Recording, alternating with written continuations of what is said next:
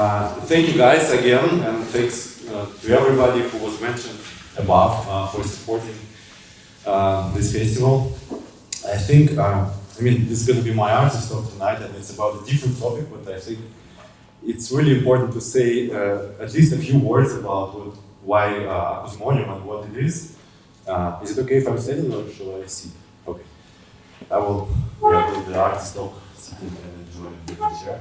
And please, actually, I would really appreciate if you, raise your hand and ask me a question, not in the end, but right, during the talk. I'm really non-academic person in that sense. I think the natural conversation is something that I prefer much more. Otherwise, I can get very paranoid why I'm telling this and is that interesting or stuff like that. So it's very funny because as I introduced yesterday, Daniel Teruzzi is indeed the greatest communicator of Acousmatic and Acousmonium. And in my opinion, probably not even in nowadays, but also ever, And in general, I think, like Katalin just mentioned, that Acousmonium was devised, it came to light in 1974, which is already it's quite some time ago. So, and it's not, in my opinion, it's not so great that modern days did not and do not sort of update the narratives which are older than me, for example. I was born in 1980. So Daniel is probably one of those who is great in making the connection between the ideas of musique concrète. Yesterday he actually started even much earlier in the prehistoric days of what is music and how did it come. But we're more or less operating in this kind of electronic epoch of musique concrète. So we counted from 1948 on. Acousmonium 74, it's all very old. So it's very important to do it and to see where it goes and try new things. And for example, answering what Katalin mentioned, so the performances yesterday were originally, like the pieces that were performed were already composed in a multi-channel format. So it's more than left and right, more than stereo, which you can do now very easily with a computer. And you couldn't do it basically before the end of 80s, so basically before the advent of the ADAT technology, so 8 tracks. So there is this new movement, and I really do it in Rainer tonight. We do it in the stereo, like in the classical way, so to say, not because we're so conservative, but just because we like it and because it's an option. You can, once you're in this media evolution, once you have, film tape and then the VHS and then PAL DV and then the computer technology, none of this is dead, so you can always, if you like it, you can always come back and work with VHS, for example. So, besides, I'm not rich enough to have my own house and a multi-channel studio, so I have my home studio, so I do it in stereo. And it has as a plus, stereo is the same format as you use online. And as you know now, all the everyday audio, like computer and handy technologies are stereo, so that's something that you can also use there, unlike the octophonic format that you cannot use there directly. You have to convert it and somehow down mix to the stereo.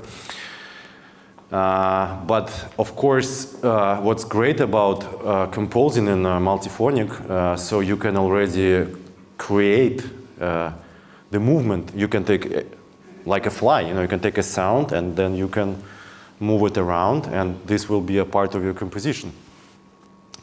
So what we don't really do that very much in the stereo. We can move more or less. We can imagine how it would be moved if we play it in the Acousmonium. But the key word here is that we really play it. So we have this mixer.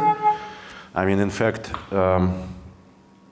it is doing something actually opposite to what the mixer is. It looks the same and it is the same, but the function is the other way around. So mixer takes a lot of signals in and then mixes this together to get mono or stereo out. So we do the other way around. That's acousmatic practice that we take our stereo file and then we send it, basically we double it very many times. So it goes to this pair of speakers, to this pair of speakers, to all these pairs of speakers. And then we controlling the volumes, we control we actually create the sound movements in the time of the performance. So, and this idea came to the composer, François Bell, who is the previous director of the same group, De Recherche Musicale, where Daniel Teruggia was the director until recently. And in 1970, long story short, 1974, François Bell proposed this format. You have to imagine that by that time there was already sort of almost 40 years of period when composers would create electroacoustic works. So starting from 40s and 74. So, and there was always the question, okay, the work is created, there's no need to perform it in the same way that you perform instrumental music because it's a tape. That's why this music is often called the tape music, even though we don't have tape as a tape right now, but the name remains. Why not? The idea is that it's everything you do, you fix on the tape. So all this kind of stuff that live performers are not able to perform, all the unnatural and unreal sounds, they are already created and they are fixed. And then the question is, but shall we do the concerts, or shall it be only like the vinyls in those days, or radio broadcast? And of course, for people like François Bell and even for Pierre Schaeffer before, there was a very strong concern and intention that, of course, music is a live communication with the people, so there should be a concert. But then the question was like, okay, but then if this is fixed, so concert in which form, and what exactly do we do? And then in '74, she came with this group of terms: acousmatic, acousmonium, acousmograph, acousmatic, and on and on and on, of which these two, acousmonium and acousmatic, survived, the others not so much. And I find myself it is a great practice that is very helpful for composers like us. First of all, to perform, another phrase of Daniel Teruggia that I like very much, that in what we're doing in the acousmonium settings with these many loudspeakers is that music is like a chewing gum that you always stretch to the size of the venue you are in right now. So this is what we do. So we actually expand our music to the size of this wonderful venue, and we also make some movement there. Where was I? And because I think important is that may I have water, please?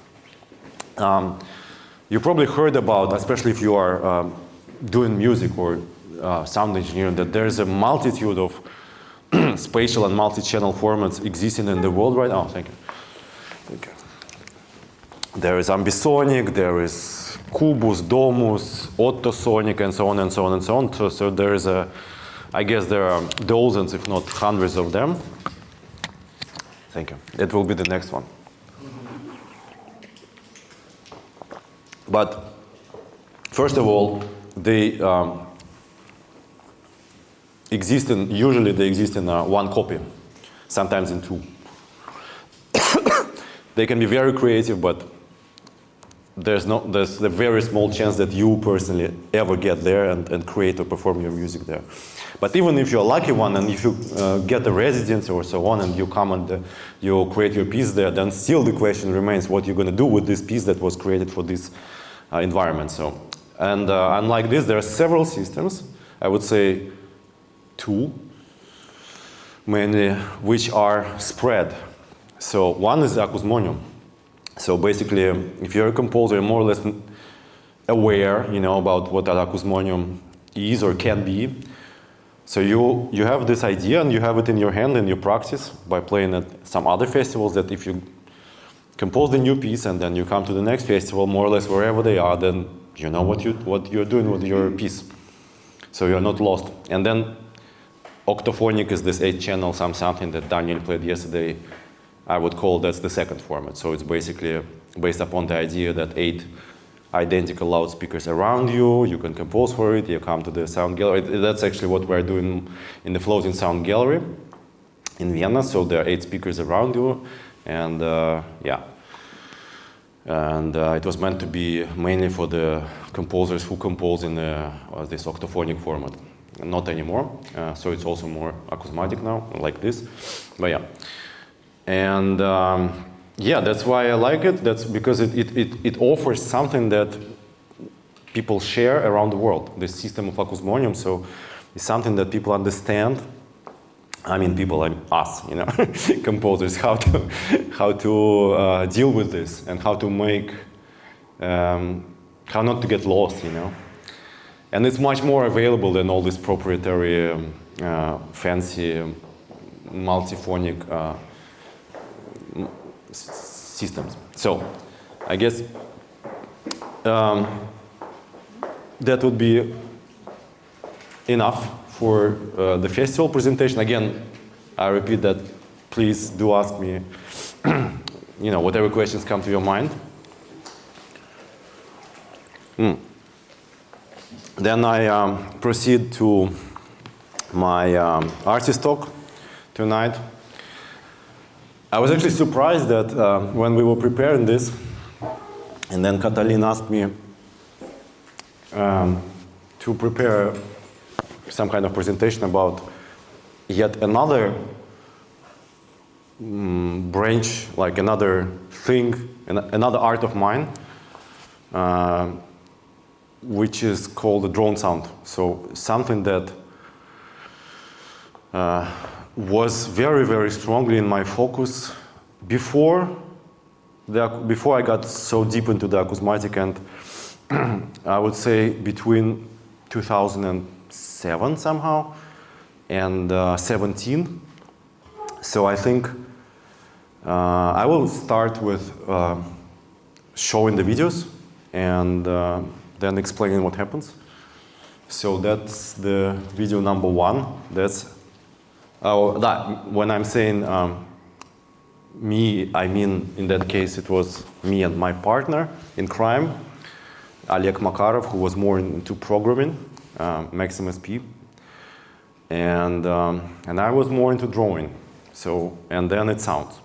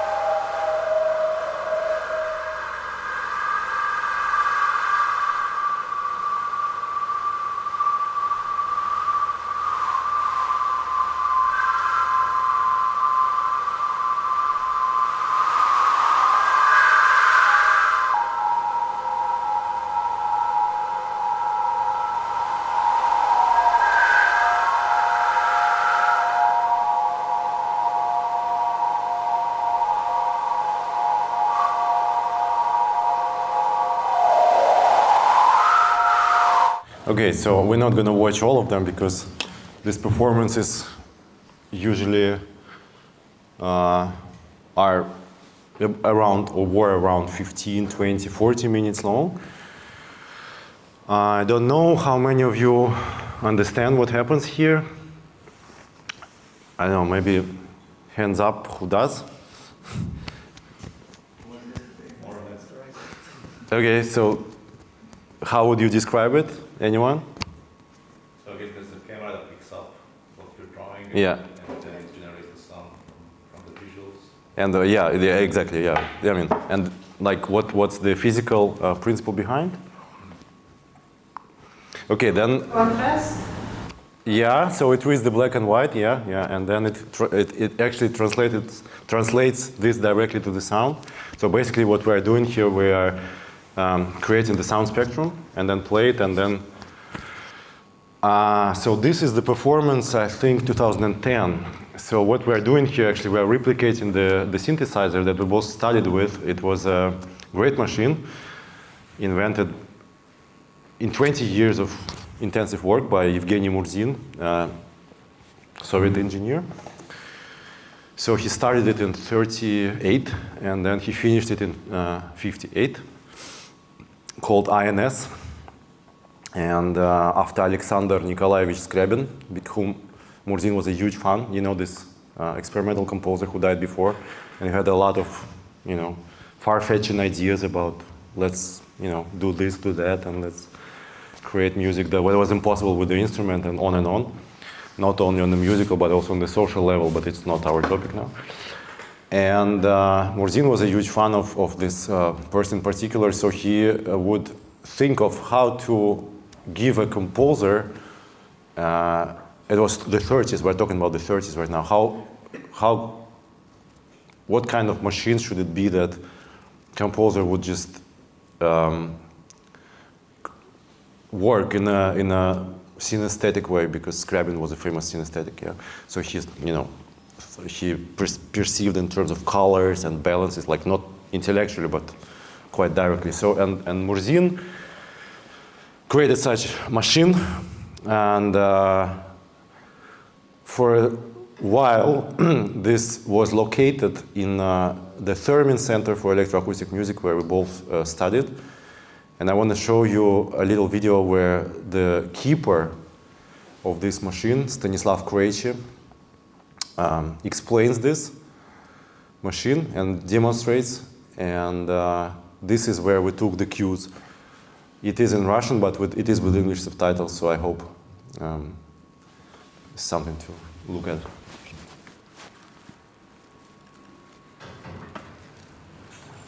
And this is the machine.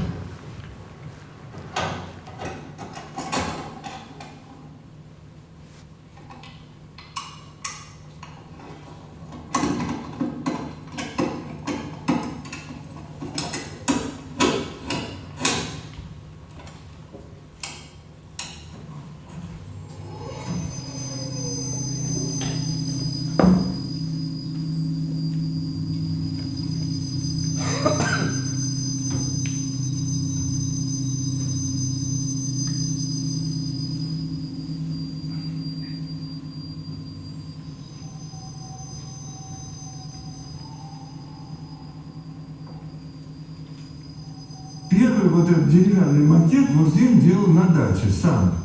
Он его изобрел еще будучи студентом. Это был конец 30-х годов. Официально лаборатория Мурзина была в научно-исследовательском институте, вот, у которого была промышленная база.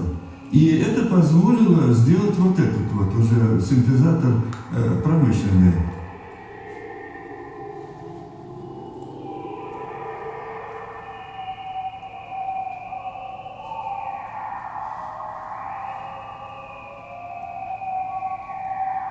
Единственное, что институт занимался совсем другим профилем. Вот, профиль был такой, связанный с противовоздушной обороной.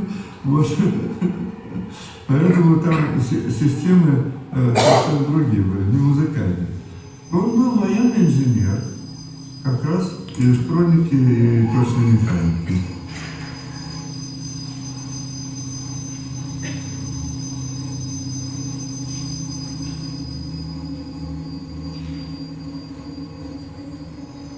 Идея пришла из звукового кинематографа.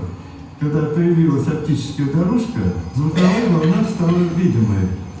И сразу же возникла идея, почему бы ее искусственно не нарисовать.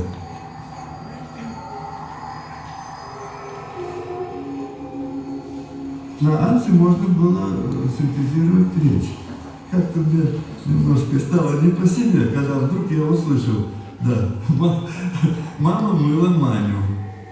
Он сказал фразу человеческим голосом, а человек-то этого не существовало вообще никогда. Несколько раз, вот когда я там демонстрировал все, мне из публики, значит, все время вопрос был, ну а самую такую нормальную, ритмическую, простую музыку можно написать? Вот. Ну, я думаю, надо написать, вот. И я там такую песку написал, интермеццо, такую вот, эстрадного такого плана, очень ритмическую, вот, с такими все вот, много ритмических инструментов, ударных там и все, и соло всякие. Страшно трудная задача оказалась, поскольку музыка ритмическая, чтобы это все не разъезжалось никуда. Yeah, so this is the music he composed as a demo for this machine, and this was in some international exhibition, I think, in the 60s.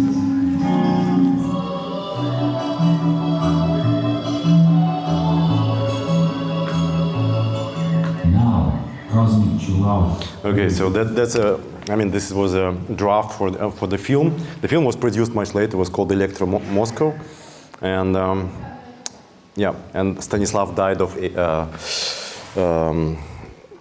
what was the COVID? Yeah, a couple of years ago. Unfortunately, I mean, he was very old anyway. So this was this machine is it's a little bit like a paradox around it, because, as you can imagine, there was a very different stuff on the heads of the state leaders of the Soviet Union, not making the experimental music, especially there was the Second World War. So basically, he was building this machine. He also went to the war, and then he survived, and he came back. So it took him 20 years. So in 20 years, I mean, he started off with the idea of making some instrument to be able to create any sound. Because if you can imagine, if you draw the spectrum, you can theoretically, and Stanislav is talking here a little bit about that, that he was synthesizing the speech. And actually, later on, I think in the 70s and the 80s, this machine, the reason that this machine survived, because it was used in the, I guess, Secret Service research of synthesizing the voice and recognizing the voice. And also recognizing the amount of voices in the voice-like noise, so to say, which is usually the, I don't remember it, but it's close to white noise, not exactly white. So stuff like that. So, but the problem, and I mean, of course, in the 30s, that was the only hope actually or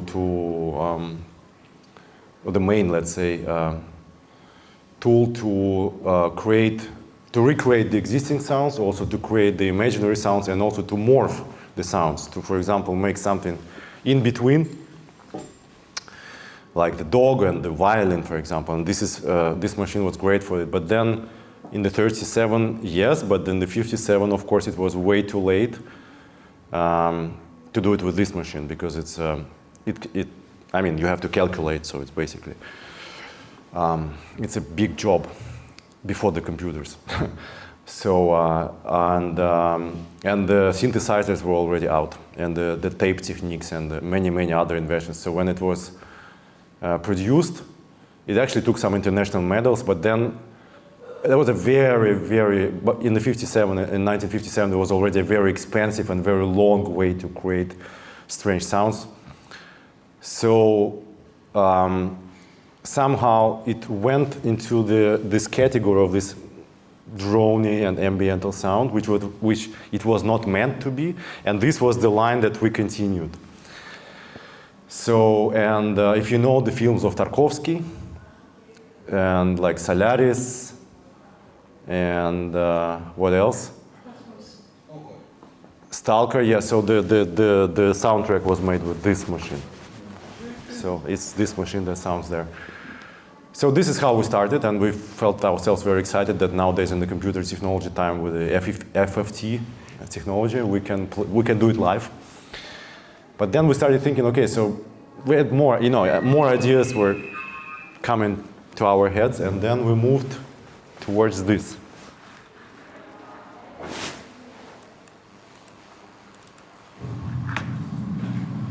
So it's also graphical sound, but it does a different job.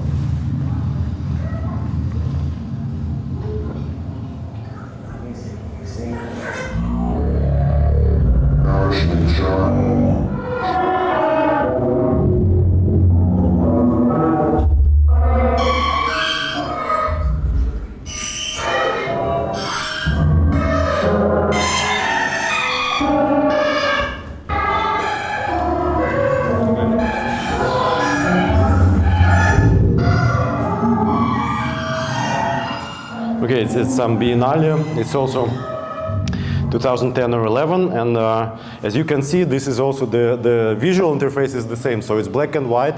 It's my abstract painting, and then it creates the sound, but instead of using the spectral transformation, black and white here works as a trigger for the sample. So basically, we create a matrix in maximus P. So the camera comes there, and then the matrix basically is a grid. Yeah. So in each square, something happens, So if you move to, I don't know, square 1, you trigger one sample. If you move to square 2, you trigger another sample. And then we made a series of performances of this kind.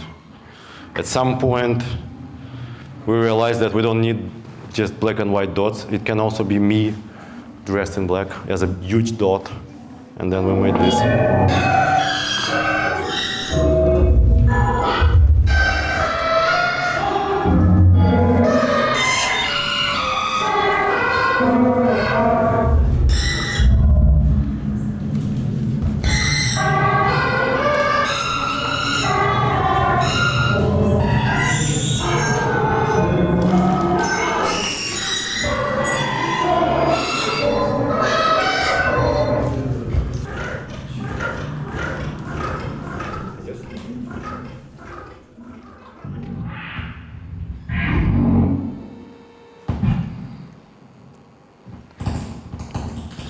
Granulizer.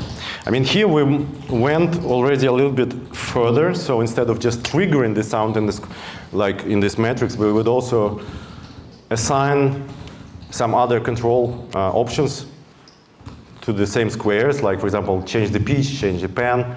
And actually, originally, this performance was already octophonic. So it would also change the position.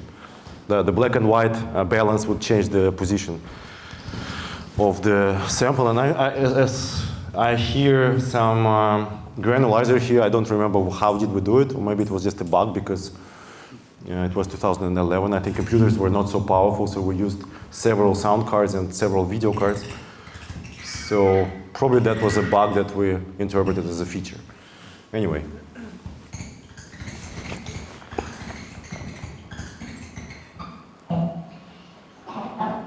So then what happened next? Then we realized, okay, so if we do it already, if we trigger the samples with black and white, and we also like to play chess. And we put this together, we realized that, well, if we just put the camera on top of the chessboard, and I mean, you will see we had to paint the figures in order to be able to track them. So something different from all the other cards. So I think we had one set of figures yellow, another one red, and then we triggered them, and then we made another performance which we toured actually quite a lot with, which is called Room Sketch Chess. Just jump in quickly. Where is chess? Here.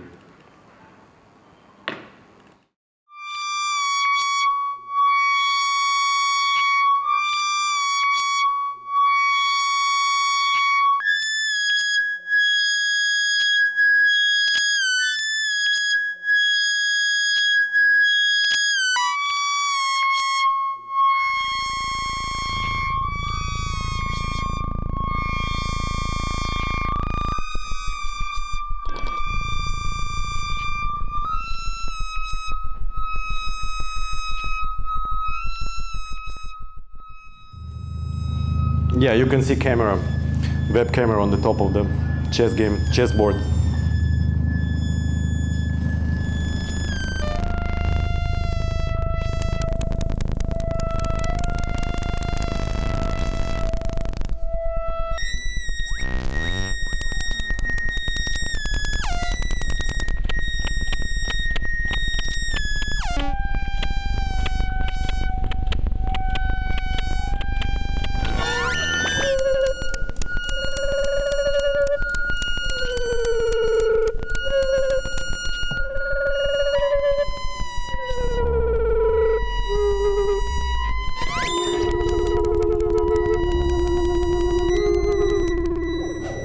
Okay, so no questions so far? So yes, no? Okay. As you can imagine, this can also last forever, and in fact that time we had, I don't know, 2 or 3 days playing chess constantly. And I think I only have 4 battles recorded and maybe 40 not recorded at all. And of course, I mean that this chess project had an alternative development for itself, because at some point we came up with another idea. So okay, so we meet and then we play chess, and then I bring my samples. So it's actually 8 samples from me, 8 from Oleg. Or if he's busy, then I prepare all 16 samples. Or if I'm busy, he prepares his own samples. But what if we invite people to play each other? So we just we set this sort of, rules, sort of paradigm for them. And then they just bring their samples and then they play with each other. And then we also had a lot of this kind of performances as well. And then we put together this idea plus the idea I showed you before, this kind of graphic sound. It was a sound spectrum interpretation. And then we decided, okay, I'm not a professional dancer, so let's do it with a contemporary dance performer. And then we made another project, and that was called Cinestetika. I will also show you a little bit. For this one, in the chess, are you sonifying the chess positions, or are you sonifying directly the image? It's only about the positions. So it could work with a digital chess game. Yes, exactly. Yeah. So basically, it's it only like if you move these figures, then only this fact triggers the sound. So when chess figures are in the initial positions, nothing happens. So we sort of key it like completely out. So, but when you make the first move, and then the camera sees, the yellow, I don't know, pawn moves on. And does it matter how you make the move? Like no. Slow? No. So it's just No. And it also doesn't matter who wins or who loses. It's just it's only about like having some nice time and fun.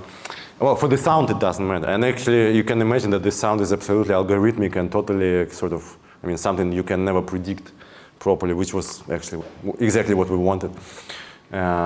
Also to be, and there was another aspect. Okay, I just opened my full disclosures, because in those days, Moscow, nobody knew what sound art is or media art is, so nobody wanted to even, pay any attention to that. It was easier to ignore it especially for the art professionals than to deal with this, because then you have to learn what is that. You also have to cope with these artists, with these strange ideas, and they also want money. And they want sound checks, they want equipment. It's terrible. So it was much nicer to ignore us. And we were not so many by that time, just a handful of artists. And so very often, there was never money for these performances. So, and most of the time there was no sound check slot for us. So it's basically you're coming, and whatever crazy technological setup you have, you just go on stage and you perform, and you have no time to test it. And it's quite annoying, I have to say. So we've been thinking for some time. Okay, so how do we respond to this situation? We cannot even make some kind of cabling or adjusting the proper. It needs a proper light, as you can. That's why we have this handmade lamp, which works always and wherever we bring it. But but then, okay, even if we're super fast, so we install everything in 3 minutes if we're already trained. But then the question is, we're tired already.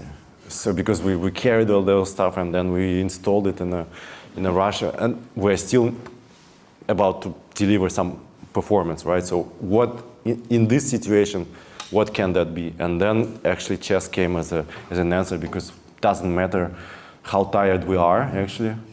And it doesn't matter, how well aware, like what's our emotional and professional presence. For example, now we're gonna play, me and Raina, and then me, we're playing, like really playing, so we have to be here, and which was impossible if you're already so tired you just installed everything and no sound check. And so how to still play something interesting when you're super tired? And then, chess is, this setup is that it's algorithmic, so it doesn't matter how tired we are. So it just, that's the music that just, there will be some music, and there will be some music which is sort of pre-composed, and it will be something new, and it will just unfold no matter if you're even like nearly dead. So yeah, I think, I don't know, how much time do I have more? 15, 20 minutes? Less? Now it's 8. I didn't count. Okay. No, sorry, now it's 9. I'm still in Vienna time. Okay, then I show the dance extension of it, right? I guess it's this.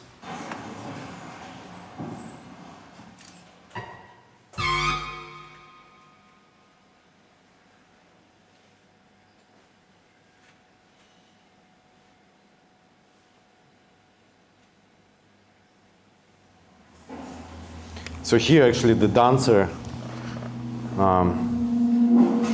is the trigger for the video effects and for nearly everything that sounds.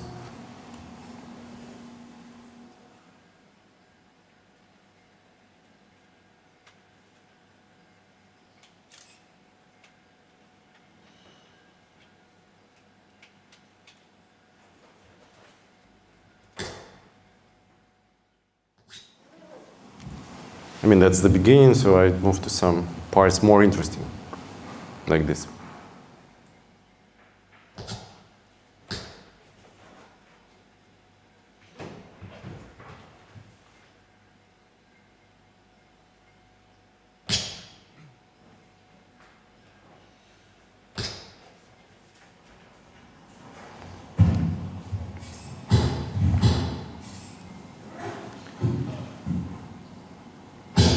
So this is a bit more interactive. So the dancer is not only triggering the sound, also doing the sound, but also this sound triggers the sort of stop motion things of the same dancer on the screen.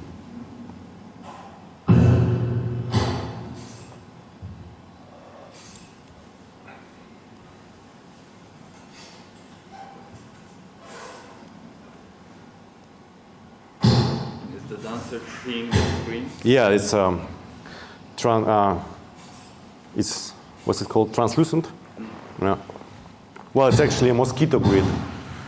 Sorry? Mosquito grid. Net grid? Yes. Sorry.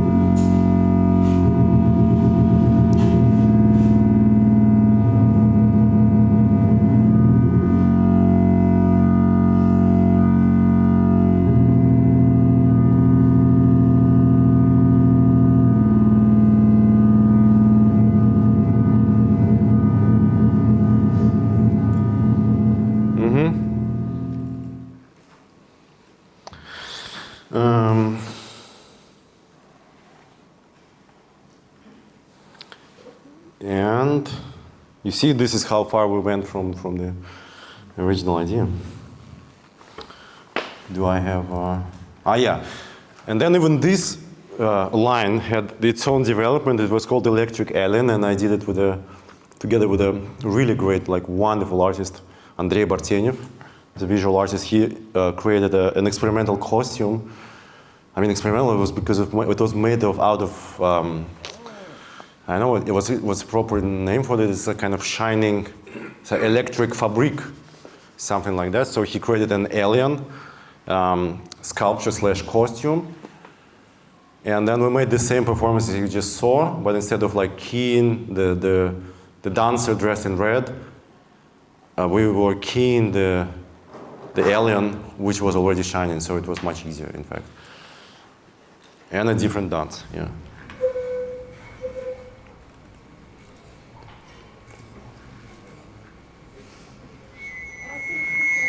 And also funny, because in this costume, he can hardly move.